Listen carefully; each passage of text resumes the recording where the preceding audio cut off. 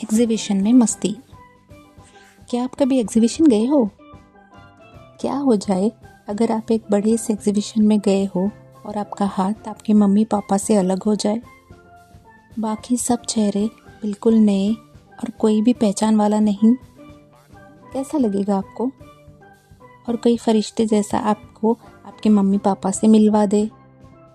चलिए आज की कहानी में सुनते हैं एक ऐसा ही किस्सा। एक बड़े से शहर में हर साल एक बहुत बड़ी एग्जीबिशन लगती थी। लाइटों से चमकती हुई, झूलों की आवाज़ों से भरी हुई, चूड़ियाँ, खिलौने, गोलगप्पे, ice cream, horror show, magic show, सब कुछ एक ही जगह मिलता था। इस साल एग्जीबिशन देखने गए थे अयान, मेहर और उनके मम्मी पापा। जैसे ही गेट से अंदर गए, अयान की आंखें गोल गोल हो गईं। अम्मी देखो रॉकेट का झूला, अम्मी देखो भूत घर, मेहर देखो चॉकलेट फाउंटेन। मेहर हंसकर बोली, अरे धीरे सांस तो ले ले। दोनों ने बलून्स लिए, चमचम वाली लाइट्स ली और कॉटन कैंडी खाते हुए झूलों की तरफ आगे बढ़ने लगे। एक अंकल बोल रहे थे, मैजिक शो शुरू होने वाला है। मेहर रुकना चाहती थी और मैजिक शो देखना चाहती थी, पर अयान ने बोला, पहले भूत घर, जो डरेगा वो बंदर। मेहर ने आंखें सिकोड़ ली, तू पहले ही बंदर लग रहा है। दोनों हंसी मजाक करते हुए भूत घर के अंदर घुस गए। अंदर बहुत अंधेरा था और बहुत सी अजीब सी आवाज़ें भी आ रही थी। अचानक से एक आवाज़ आई। मेहर ने अयान का हाथ पकड़ लिया। अयान मुझे बहुत डर लग रहा है, मेहर बोली। अयान सीना फुलाते हुए बोला, मैं तो हीरो हूँ, मुझे तो कोई डर नहीं लग रहा। तभी एक सफ़ेद साया निकला और उनके बिल्कुल पास आकर बोला, मैं यही हूँ। मेहर चीखी और अयान भी उछलकर चिल्लाने लगा, पर अगले ही पल वो भूत हंसने लगा। उसने अपनी टोपी उतारी, मैं भूत नहीं हूँ, मैं हूँ अंकल, हसन अंकल। दोनों ने एक दूसरे को देखा और ज़ोर से हंसी छूट गई।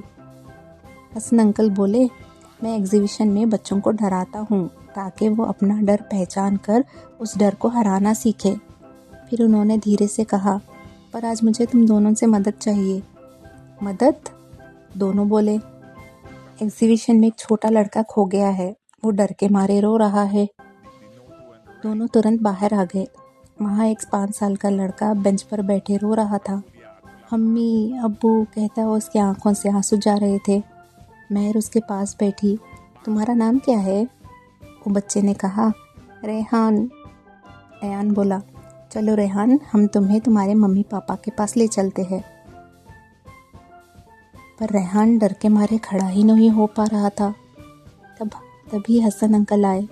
अपनी भूत वाली आवाज़ में बोले, जब तक तुम स्ट्रांग नहीं बनोगे तब तक डर तुम्हें पकड़ के रखेगा। फिर उन्होंने अपना मास्क उतारा और अपनी नॉर्मल आवाज़ में बोले, पर अगर तुम हिम्मत पकड़ लो तो डर भाग जाएगा बेटे। रेहान ने आंखें अपनी साफ कर ली, आंसू पोंछ लिए और अयान का हाथ पकड़ लिया। तीनों एग्जीबिशन में घूमने लगे। खिलौनों के स्टॉल, मैजिक शो, बलून वाला। रास्ते में गोलगप्पे वाले ने फ्री पानी पूरी भी दे दी। झूले वाले ने बोला, तुम लोग इसे पुलिस हेल्प डेस्क के पास लेकर जाओ। फिर वो तीनों पुलिस हेल्प डेस्क के पास गए और रेहान की खो जाने की अनाउंसमेंट करवा दी। कुछ देर बाद दूर से एक आवाज़ आई, रेहान, रेहान। रेहान चिल्ला उठा, अम्मी कहकर वो भागने लगा। उसकी माँ भी भागते हुए उसके करीब आई और उसे ज़ोर से गले लगा लिया। आंखों में आंसू पर चेहरे पर मुस्कान।